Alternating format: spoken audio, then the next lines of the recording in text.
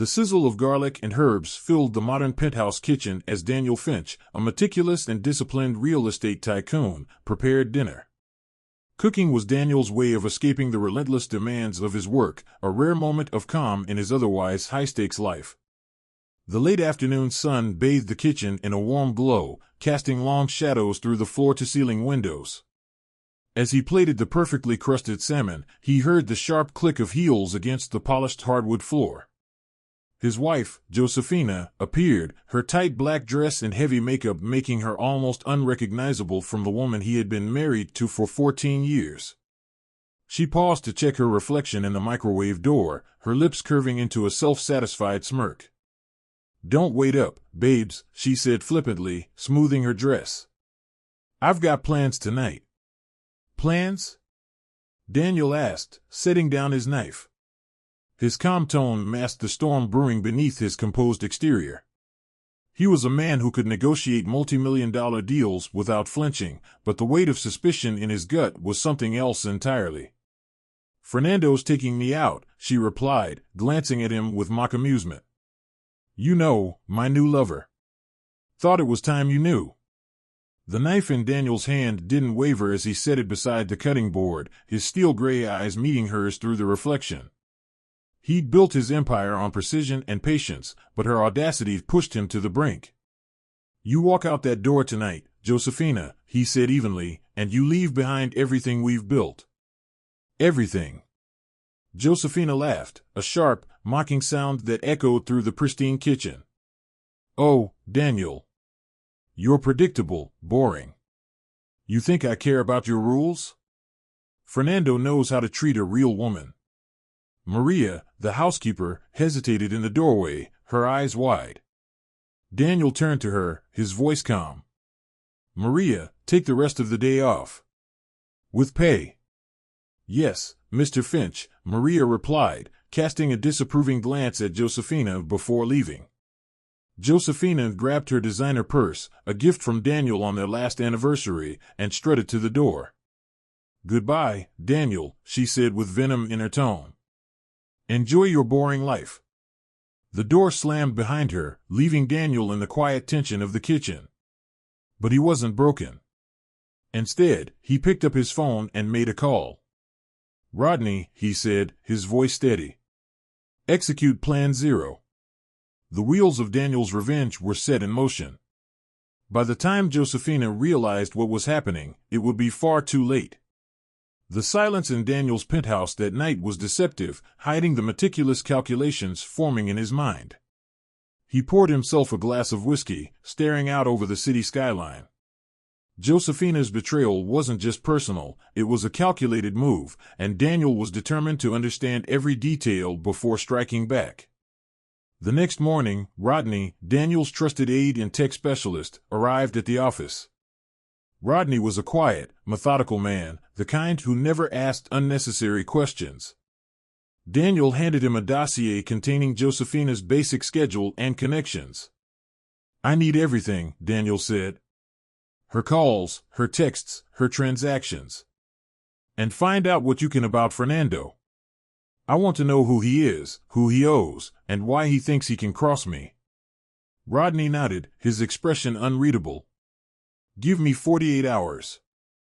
Meanwhile, Daniel contacted Sue Kramer, a seasoned private investigator known for her discretion and results. Over coffee in a quiet, upscale cafe, Daniel laid out the situation. "She's been seeing this man, Fernando. He's manipulative, opportunistic, and broke," Daniel explained, sliding a photo of Fernando across the table. "I want to know how deep their relationship goes and whether this is about more than just money." Sue picked up the photo, her sharp eyes scanning the face of the man in the picture. "This isn't just about catching her in the act, is it?" she asked. Daniel shook his head. "No. This is about taking control before they do more damage. I need leverage." By the end of the week, Rodney and Sue returned with damning findings.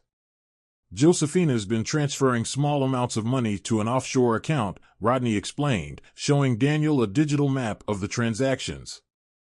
"It's subtle, but over the past 6 months, it's added up to hundreds of thousands." She's siphoning funds from your joint accounts. Daniel's jaw tightened as Rodney continued. Fernando is in deep financial trouble. His construction business is hemorrhaging money, and he's defaulted on several loans. Josefina's funding his lifestyle. Sue added her own findings. The two of them have been meeting regularly at a high-end hotel downtown. I've got photos, timestamps, and security footage. They're brazen about it. She's practically flaunting your money in public. Daniel examined the evidence with a calm, focused intensity. The betrayal ran even deeper than he'd feared. But now, he had everything he needed to strike back. That evening, Daniel returned home and sat at the dining table, sipping his whiskey and waiting for Josefina. She walked in late, her cheeks flushed and her demeanor confident. Out with Fernando again? Daniel asked, his voice casual but with an edge. Josefina froze for a moment, then scoffed. Oh, please. Don't start, Daniel. You don't have the right to question me. Daniel's smile was cold. No, but I do have the right to protect what's mine. You should know, Plan Zero is already in motion. She frowned, confusion and unease flickering across her face. What the hell is that supposed to mean? You'll find out soon enough, Daniel said, standing and leaving the room. Enjoy what's left of your little game. Josefina stood there, her confidence shaken for the first time. Rodney worked late into the night from Daniel's home office, his fingers flying over the keyboard. I've initiated the asset transfers, Rodney said, his voice calm as he explained the process. Your personal accounts are secured, and I've rerouted the corporate funds Josefina had access to. She'll hit a wall if she tries to withdraw another cent. Daniel nodded, the tension in his jaw easing slightly. Good. And the offshore account? Frozen, Rodney confirmed. She won't be able to move anything out of it without triggering alerts. The bank is on standby to flag suspicious activity. Daniel allowed himself a small, grim smile. Josefina's financial lifeline was officially cut off. Meanwhile, Jeffrey Church, Daniel's longtime attorney, was poring over the evidence collected by Sue and Rodney. In his sleek downtown office, he arranged files neatly on his desk, each labeled with meticulous detail: infidelity, fraud, financial misconduct. You've handed me a gift, Daniel, Jeffrey said during a late-night meeting at Daniel's penthouse. This level of documentation makes the divorce case ironclad. With this evidence, she won't see a penny more than what's legally required. Daniel leaned back in his chair, swirling his whiskey. Make sure she knows that. I want her to realize she's backed into a corner before this even hits the courtroom. Jeffrey smirked. Consider it done. While Daniel dismantled Josefina's financial access, Sue and Rodney targeted Fernando. This guy is a mess, Sue said, spreading photos and financial documents across Daniel's desk. He owes millions to creditors, and his construction projects are dead in the water. We've also tracked shady loans he's taken out under fake companies. Rodney added, I leaked the details of his debt to a few key investors. They're already pulling out. By the end of the month, his business will be unsalvageable. Daniel studied the documents, his sharp eyes scanning the web of deceit Fernando had built. And his wife? Gladys, Sue replied. She's filed for separation. Apparently, she's been suspicious for months, and when I sent her proof of his affair with Josefina, she decided she'd had enough. Good, Daniel said, his tone cold. Let Fernando feel what it's like to lose everything. As the financial and personal pressure mounted on Josefina and Fernando, Daniel made a calculated public announcement. In a high-profile press conference, he unveiled Sentinel Heights, a new luxury real estate project. The announcement sent a clear message to the business world: Daniel Finch was as strong as ever. I want Fernando to see this, Daniel told Rodney after the conference. Let him know that while he's scrambling to keep his head above water, I'm building an empire. Josefina, now cut off from her finances and increasingly isolated, began to sense that her once perfect plan was unraveling. She tried contacting Daniel, leaving voicemails filled with indignation and thinly veiled desperation. "You can't just freeze me out," one voicemail said. "We're still married, Daniel. You can't do this to me." But Daniel never returned her calls. Meanwhile, Fernando was facing the consequences of his crumbling business. Creditors began circling, his investors abandoned him, and the luxurious life he'd built on lies was slipping away. By the end of the week, Daniel stood in his penthouse, surveying the city below. The trap was set, the players positioned exactly where he wanted them. He knew it was only a matter of time before Josefina and Fernando tried to make a desperate move. And when they did, he would be ready. Daniel sent Josefina a text. "We need to talk. Meet me at the Sentinel boardroom. Bring Fernando if you want him involved." She replied within minutes, "About time you decided to talk like an adult." It was exactly what Daniel had expected. He knew Josefina's confidence was her weakness, and he intended to exploit it fully. The Sentinel boardroom, perched on the top floor of Daniel's flagship property, offered a breathtaking view of the city.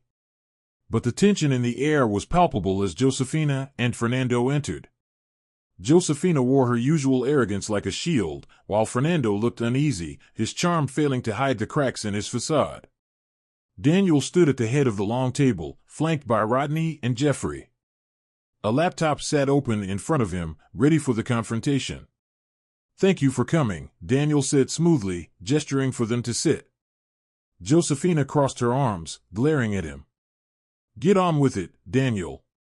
What do you want?" Fernando stayed silent, shifting uncomfortably in his chair. "What I want," Daniel began, his voice calm but laced with steel, "is for both of you to understand the gravity of your situation."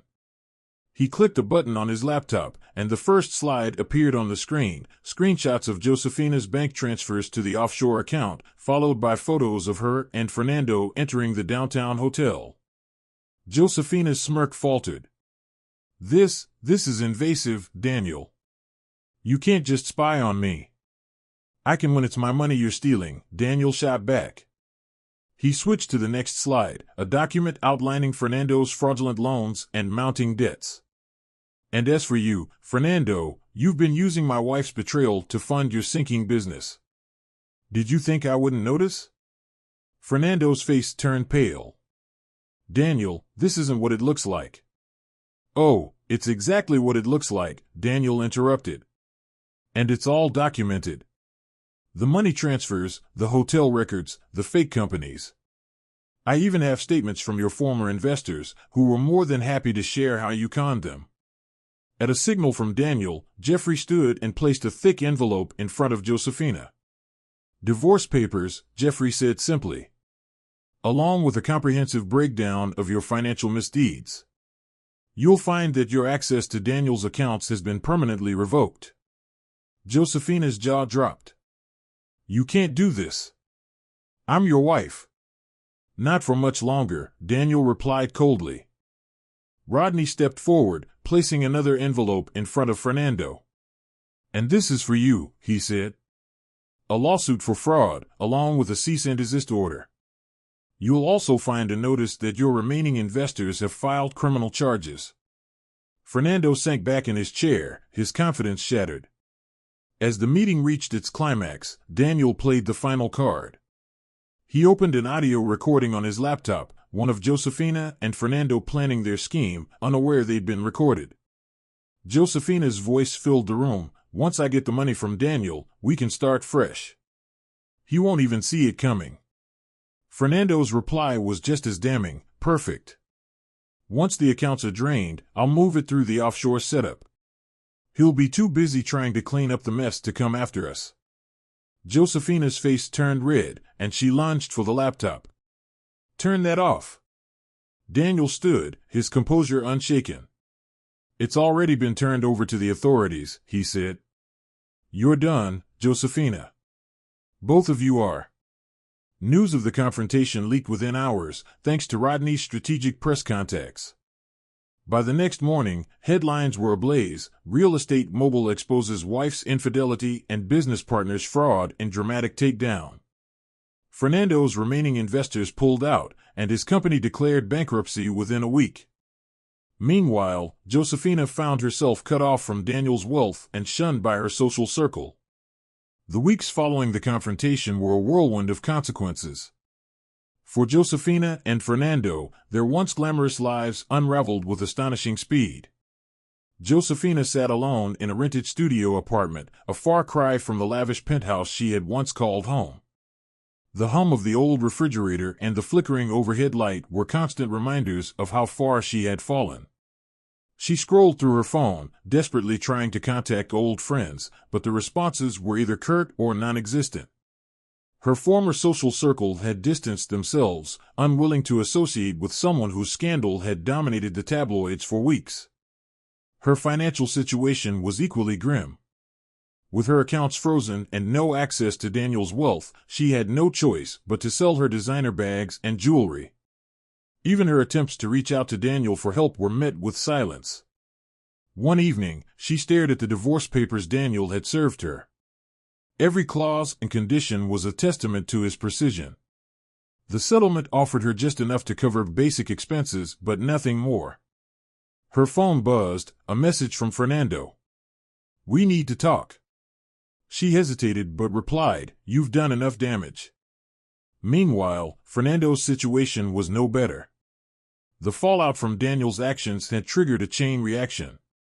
His remaining investors pulled their support, his creditors demanded immediate repayment, and legal charges against him mounted.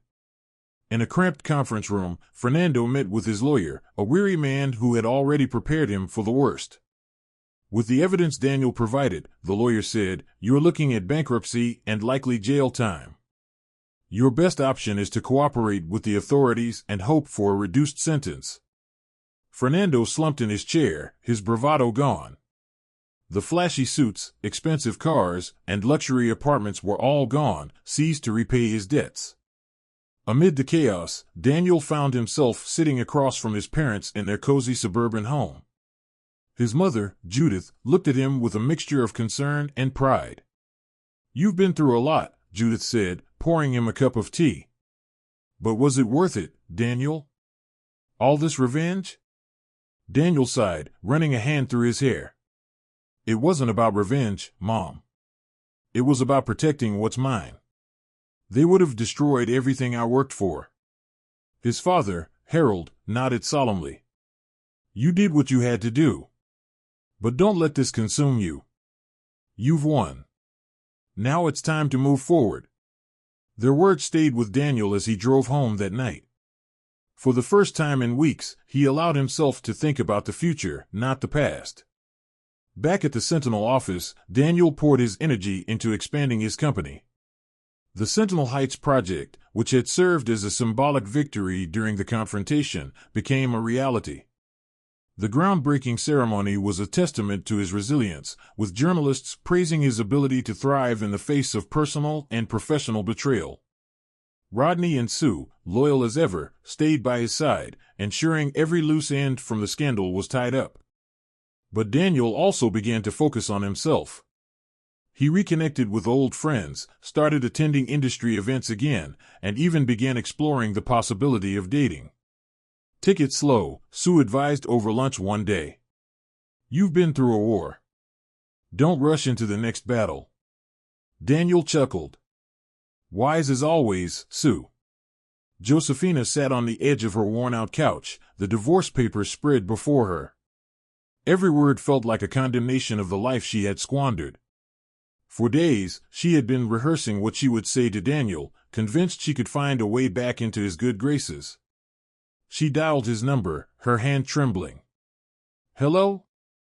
Daniel's voice was as calm and measured as ever, but she could sense the distance in his tone. "It's me," she said quietly. "Daniel, please, can we meet? Just to talk." There was a long pause before he replied. "There's nothing left to say, Josefina. You made your choices. I've made mine." "Daniel, I made mistakes," she pleaded, her voice breaking. "But we were good together once. Can't we try again?" "No," Daniel said firmly. You didn't just betray me, you betrayed everything we built. I hope you find what you're looking for, but it won't be with me." The line went dead. Josefina stared at her phone, the weight of finality sinking in.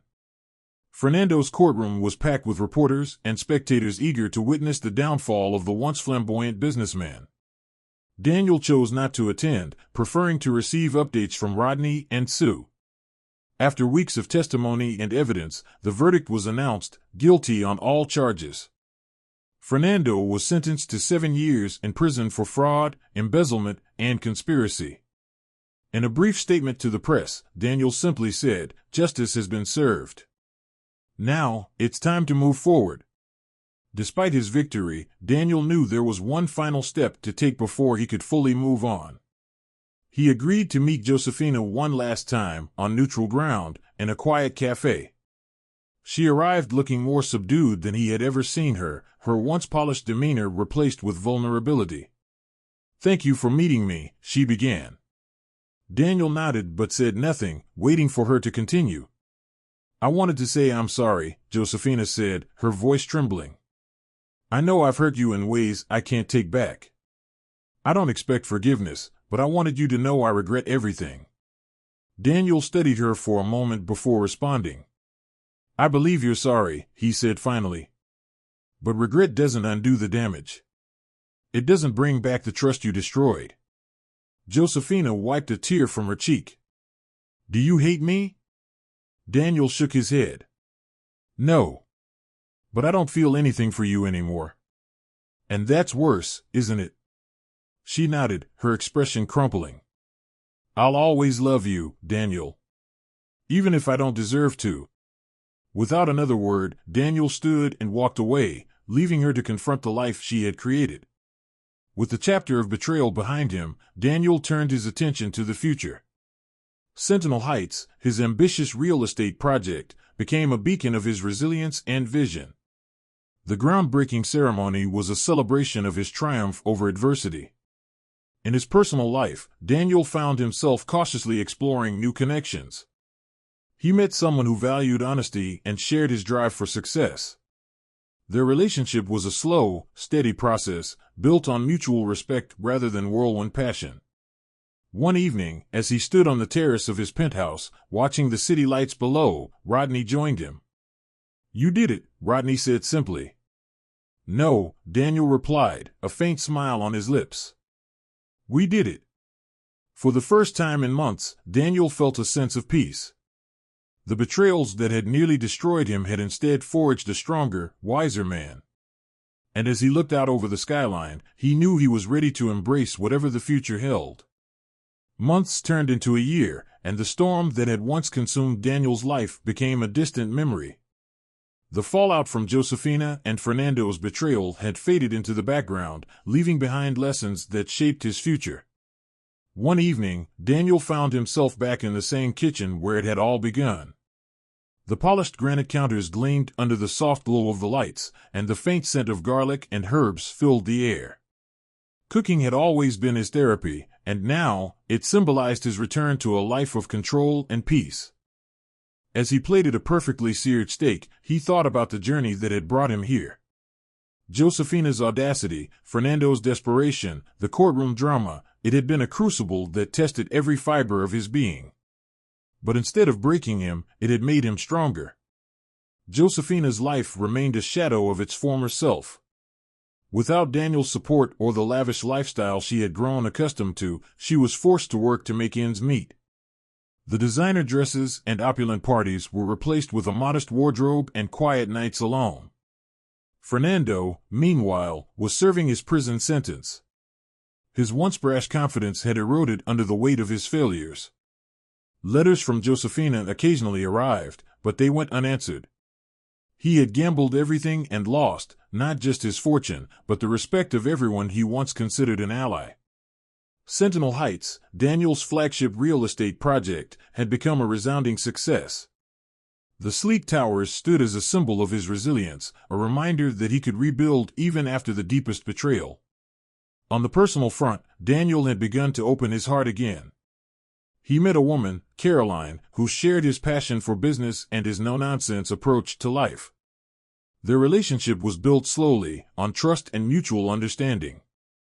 One evening, as they walked along the bustling streets near Sentinel Heights, Caroline stopped to admire the towers. "You've built something incredible," she said, looking up at him. Daniel smiled, his gaze steady. "It wasn't easy, but it was worth it." Years later, Daniel stood on the rooftop of Sentinel Heights, watching the sunset paint the city in shades of gold and crimson. Beside him stood Rodney and Sue, his trusted allies, who had been with him through every step of his journey. "You know," Rodney said, breaking the silence, "there was a time I thought this whole thing might break you." "It almost did," Daniel admitted. "But I realized something: betrayal doesn't define you. How you respond to it does." Sue raised her glass of champagne. "To rebuilding, then. Stronger than before." They clinked glasses, the sound echoing softly in the evening air. As Daniel looked out over the city he had helped shape, he felt a profound sense of peace. The scars of the past were still there, but they no longer hurt. Instead, they served as a reminder of his resilience, his determination, and his ability to reclaim his life, no matter the odds. And for the first time in years, Daniel Finch felt truly free.